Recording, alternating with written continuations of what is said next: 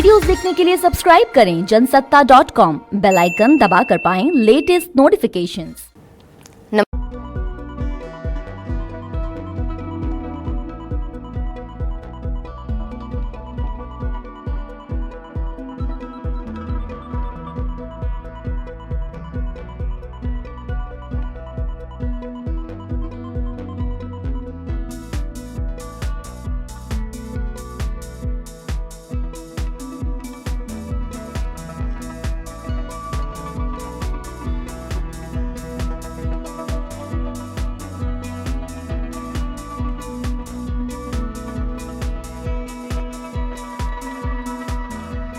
The United Nations has completed 75 years of its existence, and so has the Security Council.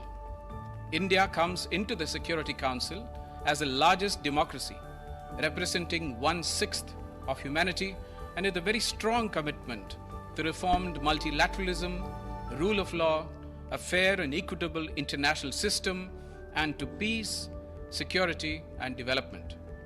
From Kashmir to Kanyakumari, we stand united as one, bound by our ethos of democracy, pluralism, and commitment to fundamental rights.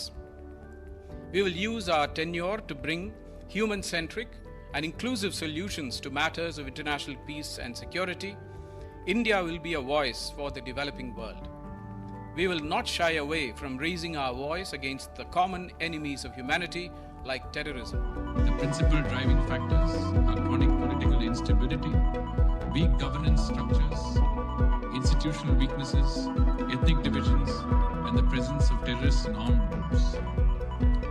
Overexploitation of diminishing resources, mainly in the Lake Chad Basin and Great Lakes region, are also exacerbating the problem.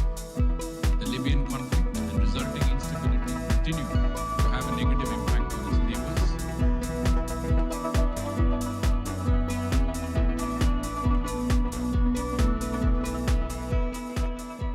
Today's debate provides an opportunity to reflect on fragile situations, particularly in the African continent.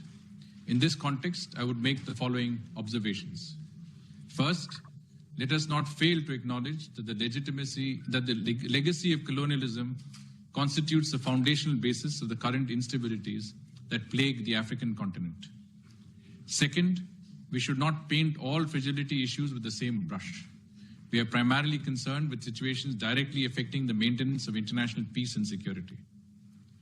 Third, full respect for national ownership can never be overemphasized.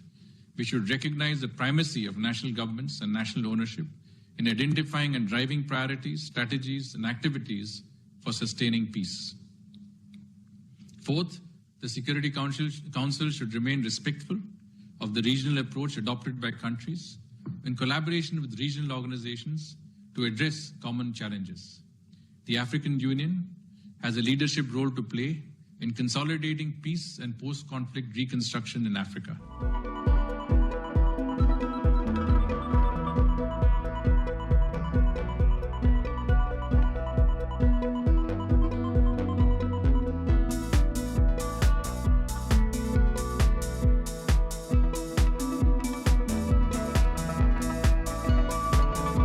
The Taliban Sanctions Committee, also called the 1988 Sanctions Committee, has always been a high priority for India, keeping in mind our strong interest and commitment to peace, security, development, and progress of Afghanistan. Our chairing this committee at this juncture will help keep the focus on the presence of terrorists and their sponsors threatening the peace process in Afghanistan. It has been our view that peace process and violence cannot go hand in hand. India will also chair the Counter-Terrorism Committee in 2022, which coincides with the 75th anniversary of India's independence.